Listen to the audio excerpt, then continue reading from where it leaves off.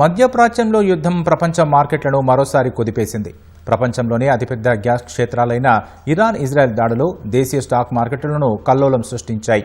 ప్రపంచ మార్కెట్లో ముడి చమురు ధరలు భగ్గుమనగా ఆయిల్ కంపెనీల వాటాలు భారీ పతనాన్ని చవిచూశాయి. ఈ క్రమంలో సెన్సెక్స్, నిఫ్టీ 3% పైగా నష్టపోయాయి.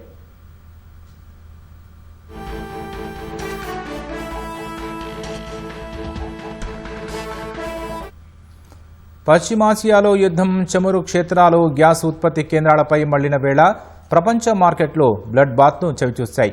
అంతర్జాతీయ మార్కెట్లో ముడి చమురు ధరలకు రెక్కలు రావడం వల్ల ఆ రంగ సంస్థల వాటాలు భారీగా పతనమయ్యాయి. ఈ క్రమంలో దేశీయ స్టాక్ మార్కెట్లు భారీగా నష్టపోయాయి. ఉదయం క్రితం ముగింపు కంటే సుమారు 1950 పాయింట్ల దిగువన బీఎస్ఈ సూచీ ప్రారంభమైంది. విపరీతమైన అమ్మకాల ఒత్తిడితో ఏ దశలోనూ కోలుకోలేకపోయింది. మొదట్లో తగ్గిన ధరల వద్ద మదుపరులు కొనుగోళ్లు జరపగా ఒక దశలో 75,354 పాయింట్ల గరిష్ట స్థాయి నమోదు చేసింది.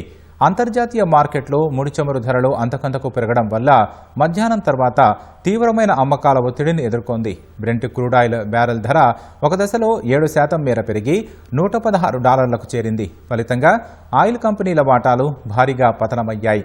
ప్రభుత్వ రంగ సంస్థ హిందుస్థాన్ పెట్రోలియం వాటాలు 6%కి పైగా తగ్గాయి.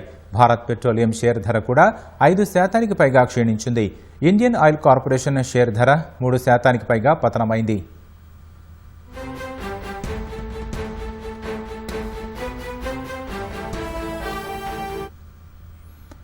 ముడి చమురు ధరల ప్రభావం అన్ని రంగాల సంస్థల వాటాలపైన పడింది. ఫలితంగా బీఎస్ఈ సూచీ ఒక దశలో 74,000 బెంచ్ మార్క్ దిగువకు పడిపోయింది. 73,951 పాయింట్ల కనిష్ట స్థాయి నమోదు చేసింది.